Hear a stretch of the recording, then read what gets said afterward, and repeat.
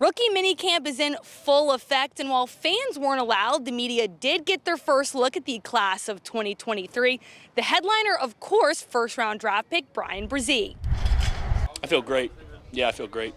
Just getting out here and just getting to work, getting through, all these meetings, learning the playbook, just stuff that I knew was coming, and things that just come with football at just about any level, but to a higher extent in the NFL now. He looks great, and we're excited about what we think he can bring. There's an athletic quality to his game that we like inside at the defensive tackle position. So, he's 6'5", 310, somewhere in that area, and I like that. 3 of the first 4 picks were guys in the trenches, including Isaiah Foskey from Notre Dame and Nick Saldiveri from Old Dominion. Yeah, I just got to be focused on my technical things that I need to work on, and focus on getting better at one thing every day, whether it be hands, whether it be feet, whether it be my feet and hands working together. Coming from where I came from, I dominated a lot of guys through force and power and stuff, but at this level you need to be a little bit more technical and detailed and things like that. I like the whole defensive style, like D-line style as well, because my position, you can play 3 tech, 4-eye, 5-9. You basically play everywhere. Pretty much set you up for any matchup that they have you going against. You just pick your right position. While we know Derek Carr is the guy and Jameis Winston is the backup, 4th-round draft pick Jake Haener will be a guy that we definitely watch closely during his rookie season. Extremely intelligent. I think that would be the first thing that I would say. You can watch him out there. Fundamentally, he does a good job. He does a really good job of getting through his progressions, throws the ball with timing and accuracy. So a lot of qualities that you like at the quarterback position. I just think I'm trying to get used to the pro game, the verbiage, the terminology, how different it is from what I was doing at Fresno State. I know that this level does not translate over from the college level. So just trying to get better, trying to learn, grow, and like I said, just get better every day.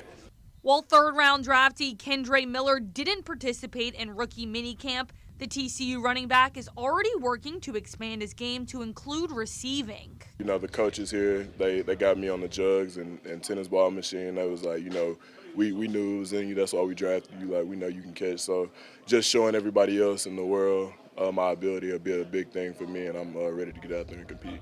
He hadn't done a lot of it, so I'm sure there's going to be some work in progress there. But the start of that is just having the ability to, and certainly we feel like he has the ability to do that. We've seen him catch the ball. We feel like he's got good hands, so I think that's a part of his game that we'll work to develop, but I think there's a skill set there that will be able to do it. Undrafted players like Tulane linebacker Nick Anderson are also busy adjusting to the NFL pace.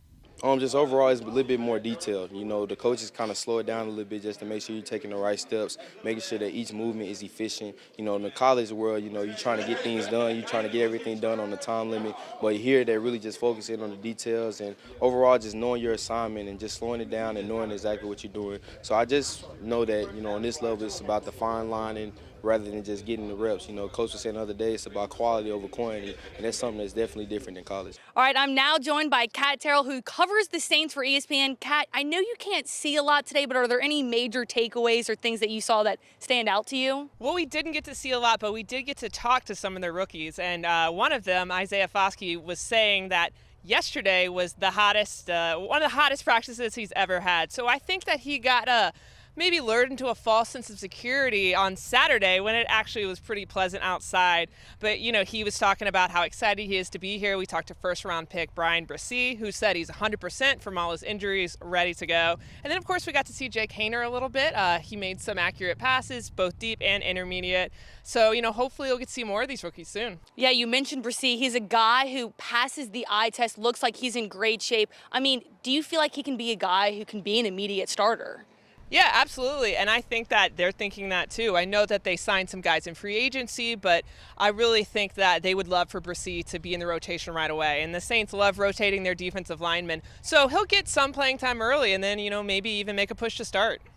All right, most people think Saldiveri will be a guard. Do you think he's a player that can push Cesar Ruiz and Andrus Peat maybe for a starting position? Well, I don't think that's the goal right now, but I think that he has a great opportunity. Pete restructured his contract in the offseason. He has 1 year left, and then they didn't pick up Ruiz's fifth-year option. Doesn't mean that Ruiz is going anywhere. You know, they didn't pick up Mark Ingham's fifth-year option a few years ago, and he's stuck with the team for a long time.